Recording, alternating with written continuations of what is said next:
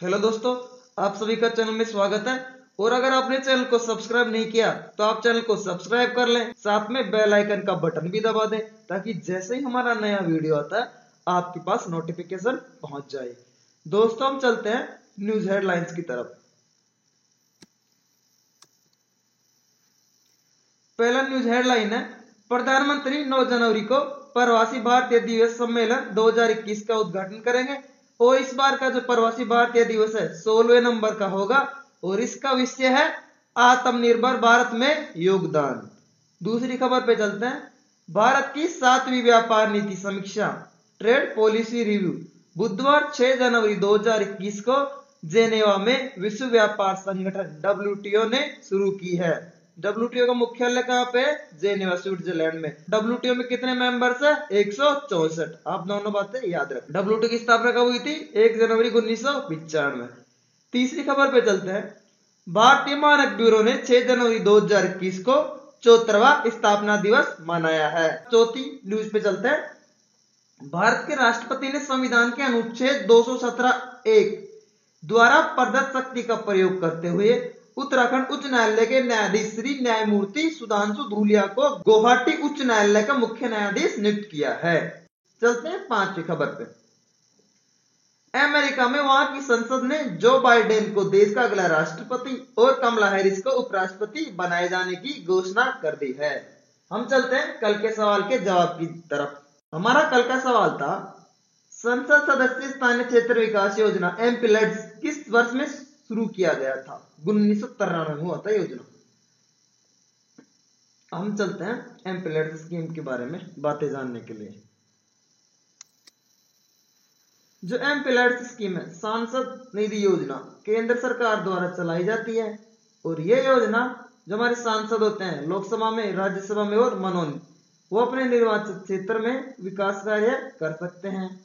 और इस योजना की शुरुआत 23 दिसंबर 1993 को उस टाइम के जो प्रधानमंत्री थे PV नरसिम्हा जी, उन्होंने किया था।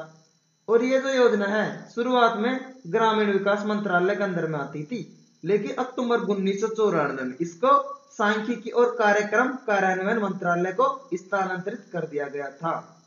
और जब यह योजना शुरू हुई थी 1993 में, तो इस योजना में शुरुआत में 5 लाख पर सांसद दिए जाते थे और उसके बाद में 1998 में रिवीजन करके इस राशि को 2 करोड़ बढ़ा दिया था।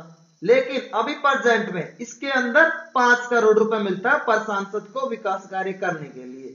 और इसके अंदर जो विकास कार्य किए जाते हैं वो शामिल है सार्वजनिक हितों के लिए किए जाने वाले कार्य, जो कि शिक्षा, पेयजल, स्वास्थ्य, स्वच्छता, सड़क, लाइब्रेरी इत्यादि से संबंधित हो सकते हैं।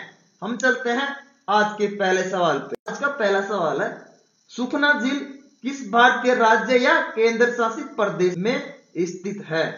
चंडीगढ़ में स्थित है सुखना झील।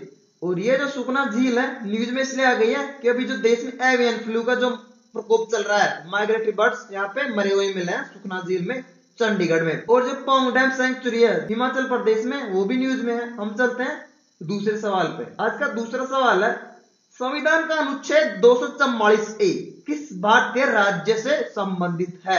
असम से संबंधित है आर्टिकल 244(a). और ये जो आर्टिकल है भारत के संविधान में 22वें संशोधन जो कि 1969 में हुआ था उसके तहत लाया गया था। और ये जो आर्टिकल है असम के अंदर कुछ आदिवासी क्षेत्रों को मिला के एक नया राज्य बनाने का प्रावधान करता है।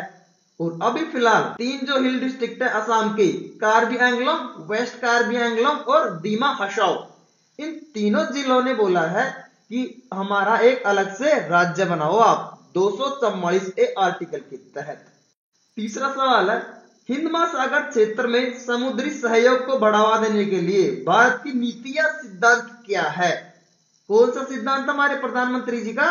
सागर। सागर की फुल फॉर्म है security and growth for all in the region. SAGAR full form याद रखो आप। आगे चलते हैं सवाल नंबर 4 पे। सवाल 4 है, अभी जो देश में जो बर्ड फ्लू एवियन फ्लू जो H5N1 वायरस का जो प्रकोप चल रहा है उससे संबंधित है। सवाल है, भारत ने एवियंजा इन्फ्लुएंजा का पहला प्रकोप कब अधिसूचित किया था? 2006 में हुआ था दोस्तों ये। और इससे जो महत्वपूर्ण बात वो है कि जो H5N1 वायरस होता है उसकी वजह से होता है बर्ड फ्लू, जिसको बोलते हैं एवियन इन्फ्लुएंजा। आप इसको याद रखो, वायरस का नाम पूछा जा सकता है। चलते हैं आज की पांचवें सवाल। आज का पांचवा सवाल है, राउरकेला स्टील प्लांट किस पंचवर्षीय योजना के दौरान स्थापित किया गया था? बहुत ही महत्वपूर्ण सवाल है, सवाल परीक्षा में कई बार पूछा जा चुका है। दूसरे पंचवर्षीय योजना के अंदर लाया गया था राउरकेला स्टील, जर्मनी की सहायता से बनाया गया था। और जो steel authority of India limited है, जिसका मुख्यालय न्यू दिल्ली में, वो इसको ऑपरेट करने में सहायता करता है। हम ये जो दूसरा पंचवर्षीय प्लान था उसको आगे की स्लाइड में डिटेल में समझते हैं। जो दूसरा 5 ईयर प्लान था उसका टाइम था 1956 से 1961 तक। दूसरी पंचवर्षीय योजना के अंदर इंडस्ट्रियलाइजेशन, औद्योगिकरण के ऊपर जोर दिया गया था। और ये जो प्लान था वो महालनोबिस मॉडल के ऊपर था। और इसके अंदर जो फोकस किए गए थे एरिया वो थे बेसिक और हैवी इंडस्ट्रीज और सेल्फ रिलायंस और टेक्नोलॉजिकल डेवलपमेंट, यानी कि तकनीक का डेवलपमेंट हो, हम तकनीकी रूप से आगे बढ़े। और इसके तहत ही इंडस्ट्रियल पॉलिसी आई थी, औद्योगिक नीति आई थी भारत की पहली 1956 में। और उस औद्योगिक नीति में 3 जगहों पे स्टील प्लांट बनाए गए थे। पहला था राउरकेला उड़ीसा में, दूसरा था भिलाई छत्तीसगढ़ में, और तीसरा था दुर्गापुर जो कि वेस्ट बंगाल में। आप दूसरा 5 ईयर प्लान, दूसरे पंचवर्षीय योजना को अच्छे से याद रख लो, समझ लो। आगे चलते हैं अगले सवाल। सवाल है, किस राज्य ने लॉन्च पैड योजना शुरू किया है? मध्य प्रदेश ने शुरू किया है। वहां के मुख्यमंत्री कौन है अभी? शिवराज सिंह चौहान। मध्य प्रदेश की राजधानी क्या है? भोपाल। मध्य प्रदेश को टाइगर स्टेट भी कहते हैं, 526 टाइगर है वहां पे। और कान्हा, पेंच, बांधवगढ़ ये सब वहां पे है। भीमबेटका केव्स भी मध्य प्रदेश में स्थित है। खजुराहो भी वहीं पे है। चलते हैं 7वें सवाल पे। 7वां सवाल है किताब के ऊपर। पुस्तक India 70 year test the journey to triumph in Australia के लेखक कौन है? इसके लेखक है आर कौशिक जी। अभी बीसीसीआई के प्रेसिडेंट कौन है? सौरव गंगुली। चलते हैं 8वें सवाल पे। 8वां सवाल है, किस राज्य ने कृषि संजीवनी वैन का शुभारंभ किया है? कर्नाटक ने किया दोस्तों। और कर्नाटक के मुख्यमंत्री कौन है अभी? बीएस येदियुरप्पा। और वहां के गवर्नर कौन है अभी? वजुभाई वाला। कर्नाटक की राजधानी क्या है? बेंगलुरु। चलते हैं आगे के 9वें सवाल पे। दोस्तों बहुत महत्वपूर्ण सवाल है। जस्टिस हेमा कोहली ने किस उच्च न्यायालय की पहली महिला मुख्य न्यायाधीश के रूप में शपथ ली है? तेलंगाना की पहली महिला मुख्य न्यायाधीश है हेमा कोहली। याद रखो आप इसको। 10वां सवाल है, ग्लोबल इकोनॉमिक प्रोस्पेक्ट्स रिपोर्ट कौन जारी करता है? कौन लाता है दोस्तों ग्लोबल इकोनॉमिक प्रोस्पेक्ट्स रिपोर्ट? विश्व बैंक, वर्ल्ड बैंक लाता है।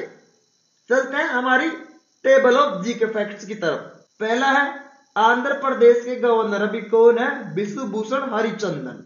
आंध्र प्रदेश के मुख्यमंत्री कौन है? वाईएस जगनमोहन रेड्डी। आंध्र प्रदेश के चीफ जस्टिस कौन है अभी? अरूप कुमार गोस्वामी, जो कि नए बने हैं, सिक्किम हाई कोर्ट से ट्रांसफर होके आए हैं। कुचिपुड़ी डांस कौन से राज्य से संबंधित है दोस्तों? आंध्र प्रदेश। मेरे प्यारे दोस्तों बताओ, आप minister of state for home कौन है अभी? जी किशन रेड्डी जी। अभी CDSCO न्यूज में है, इसकी फुल फॉर्म क्या है?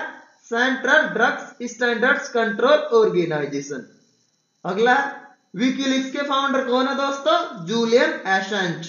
अगला है, NIP की फुल फॉर्म पूछी जा सकती है, नेशनल इंफ्रास्ट्रक्चर पाइपलाइन। हम चलते हैं आज के सवाल की तरफ। दोस्तों आज के सवाल है, 2011 की जनगणना का नारा क्या था? 2011 की जनगणना का नारा क्या था? दोस्तों आप सवाल का जवाब कमेंट बॉक्स में दें। साथ में आप सेंसस 2011 के जो महत्वपूर्ण तथ्य हैं वो भी आप लिख दे, जितना जानते हैं आप। हम डिटेल में कल कवर करेंगे सेंसस 2011 को, 2-3 स्लाइड लाएंगे इसके ऊपर अलग से। और अगर आपने चैनल को सब्सक्राइब नहीं किया है तो चैनल को आप सब्सक्राइब कर लो और साथ में बेल आइकन का बटन भी दबा दो। और मैं आपको बताना चाहता हूं कि मैं डेली बेसिस पे जैसे जैसे RRB NTPC का एग्जाम होता है, दोनों शिफ्टों का मैं जनरल अवेयरनेस सेक्शन का एनालिसिस ला रहा हूं, जो सवाल पूछे जा रहे हैं उनका रिव्यू ला रहा हूं। इंडियन नेशनल मूवमेंट है, उसके ऊपर एक छोटा वीडियो लाऊंगा 10-15 मिनट का। आप उसका हिस्ट्री का, उसमें से बहुत सारे सवाल पूछे जा रहे हैं, दोस्तों वीडियो देखने के लिए बहुत बहुत धन्यवाद। आप हमें सपोर्ट करते रहें।